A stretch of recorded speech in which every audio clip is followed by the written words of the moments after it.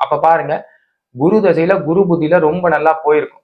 அதுக்கு அடுத்து பாத்தீங்கன்னா குரு தசையில சனி புத்தியில இருந்து இவருக்கு பிரச்சனைகள் ஆரம்பிச்சு 2013 10ஆம் மாசத்துல இருந்து சனி புத்தி. அதுல இருந்து பிரச்சனை. ஏன்னா சனி பாருங்க தெளிவா நமக்கு காட்டுறாரு 5-9. பிசினஸ்ல பாத்தீங்கன்னா நிறைய நஷ்டங்களை சந்திச்சிருப்பாரு. அப்ப இவருடைய ஜாதத்துல எந்த கிரகம் சார் நல்லா இருக்கு? 2 கிரகம் நல்லா இருக்கு. ஒண்ணு குரு, இன்னொன்னு பாத்தீங்கன்னா சூரியன். அவ்வளவுதான்.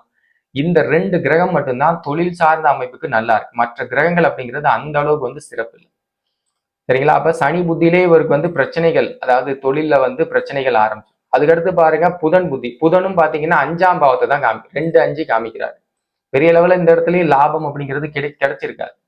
சனி புத்திலையும் லாபம் கிடைச்சிருக்காது, புதன் புத்திலையும் லாபம் கிடைச்சிருக்காது. அப்ப ரொம்ப பாத்தீங்கன்னா நஷ்டத்தை சந்திச்சிருப்பாரு அப்படிங்கிற மாதிரி.